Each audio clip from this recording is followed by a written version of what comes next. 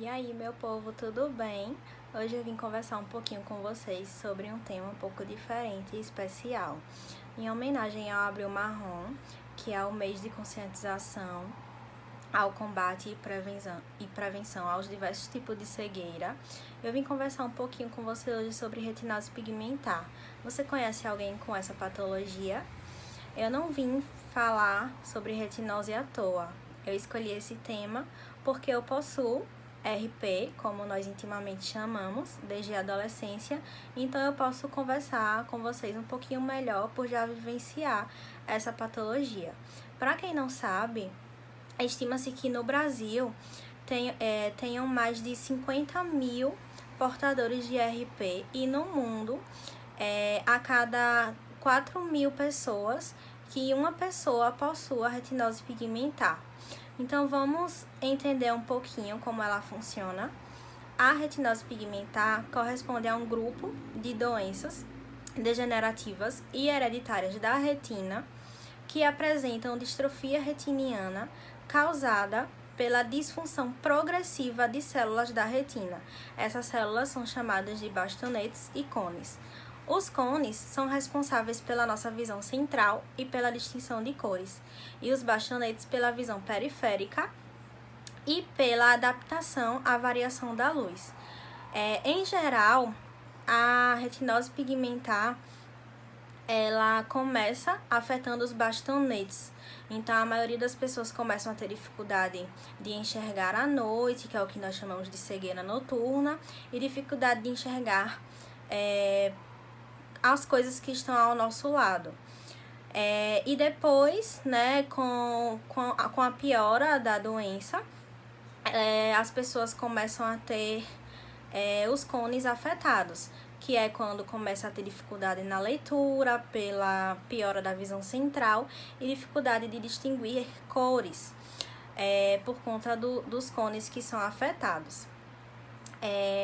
Outro sintoma que nós que temos RP possuímos em geral é a fotofobia, que no caso é a sensibilidade muito grande à luz, sendo a luz do sol ou em alguns casos a luz do ambiente. E a retinose é tipicamente diagnosticada na adolescência ou na fase adulto-jovem.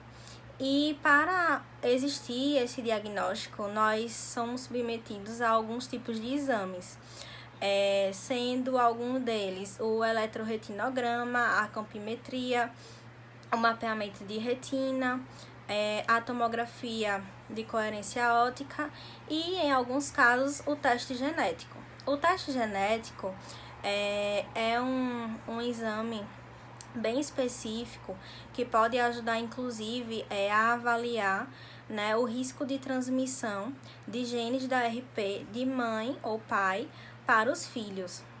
E também, no caso, a gente conseguiria descobrir o gene que causa a nossa doença, podendo mais tarde ser usado esse conhecimento para alguns tipos de tratamento. Porém, não é 100% de certeza que no teste genético vai se descobrir o gene que nos causou a doença. Então, assim, a gente sabe que existem vários fatores que influenciam na piora dos sintomas da retinose, principalmente o estilo de vida, o estresse, a alimentação, a idade, o tabagismo, enfim.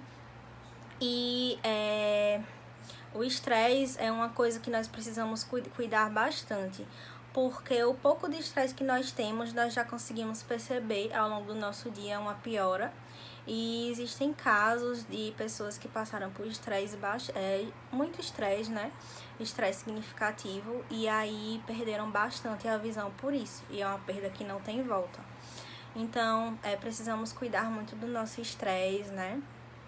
Procurar métodos como meditação, prática de atividade física, enfim. E vamos falar um pouquinho sobre o que eu mais amo, né? Sobre a minha área. Para quem não sabe, eu sou nutricionista. E vamos falar um pouquinho sobre a alimentação.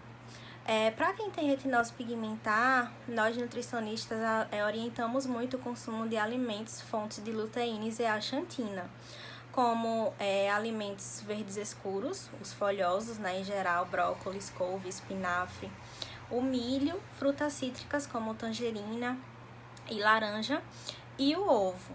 A luteína e a zeaxantina são tão importantes para os nossos olhos, por quê?